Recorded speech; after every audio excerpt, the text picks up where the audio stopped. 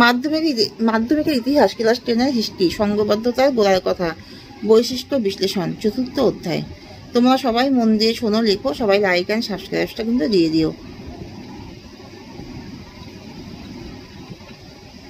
গগনেন্দ্রনাথ ঠাকুর কোন শিল্পকর্মের জন্য বিখ্যাত? ব্যঙ্গচিত্র। বর্তমান ভারত প্রথম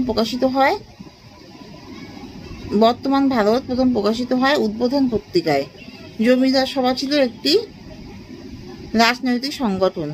মহাবিদ্রোহের পর ভারতের শাসনভার গ্রহণ করেন মহারানী ভিক্টোরিয়া। নানা সাহেবের প্রকৃত নাম কি? গোবিন্দ ধন্ধু পন্থ। ভারতে প্রথম ভাইসরয় ছিলেন কে? লর্ড ক্যানিং। মহারানী ঘোষণাপত্র জারি হয়েছিল 1858 সালের 1 নভেম্বর।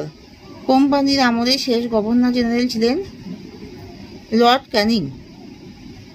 জমিদার সভা প্রতিষ্ঠিত হয় 1838 খ্রিস্টাব্দে। দেশীয় সংবাদপত্র আইন প্রবর্তিত হয় 1878 খ্রিস্টাব্দে। হিন্দু মেলায় প্রতিষ্ঠা করেন নবগোপাল মিত্র। 1905 খ্রিস্টাব্দে ভারত মাতা চিত্রটি এঁকেছেন অবনীন্দ্রনাথ ঠাকুর। জমিদার সভার সভাপতি ছিলেন কে? রাধাকান্ত দেব। 76 মন্বন্তরের পটভূমিকায় রচিত উপন্যাসটি হল আনন্দমঠ। ব্রিটিশ শাসনের বিরুদ্ধে ভারতের প্রথম জাতীয় বিদ্রোহটি হল সিপাহী বিদ্রোহ।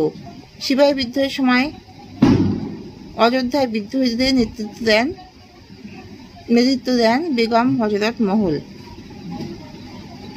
1857 খ্রিস্টাব্দে কাকে হিন্দুস্তানের সম্রাট বলে ঘোষণা করা হয়? মুঘল সম্রাট 2য় বাহাদুর শাহকে। সাধারণ জ্ঞানভাজ্যিকা সভার মুখপত্র কি ছিল? বেঙ্গল স্পেকটেটর। 1857 খ্রিস্টাব্দে কাকে হিন্দুস্তানের সম্রাট বলে ঘোষণা করা হয়? মুঘল সম্রাট 2য় বাহাদুর শাহকে। জমিদার সভার প্রথম সম্পাদক কে ছিলেন? জমিদার সভার প্রথম সম্পাদক ছিলেন প্রসন্ন কুমার ঠাকুর।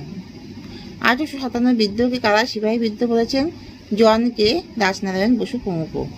হিন্দু মেলা প্রথমে কি নামে পরিচিত ছিল? হিন্দু মেলা চৈত্র সংক্রান্তির দিনে শুরু হয় বলে প্রথমে নাম ছিল চৈত্র মেলা। কাকে বলা হয় স্বাধীনতার অগ্রদূত? কবি ঈশ্বর গুপ্তকে। অমৃতবাজার পত্রিকার প্রতিষ্ঠাতা কে ছিলেন? শিশির কুমার ঘোষ। বঙ্কিমচন্দ্র চট্টোপাধ্যায়ের প্রথম উপন্যাসটির নাম কি? দুর্গেশ নন্দিনী। ভারতে কবে কোম্পানি শাসনের অবসান ঘটে? 1858 সালের 2রা আগস্ট। কানপুরের সিপাহী বিদ্রোহে কে নেতৃত্ব দেন? নানা সাহেব। কোন আইনের বলে কোম্পানি শাসনের অবসান ঘটে? 1858 খ্রিস্টাব্দে ব্রিটিশ পার্লামেন্টের ভারত শাসন আইনের দ্বারা। 19বিংশ শতাব্দীকে কে সভা সমিতির যুগ বলেছেন? ঐতিহাসিক অনিল শীল। এখানে শেষ করছি। তোমরা সবাই কিন্তু লাইক অ্যান্ড সাবস্ক্রাইবটা কিন্তু অবশ্যই দিয়ে দিও।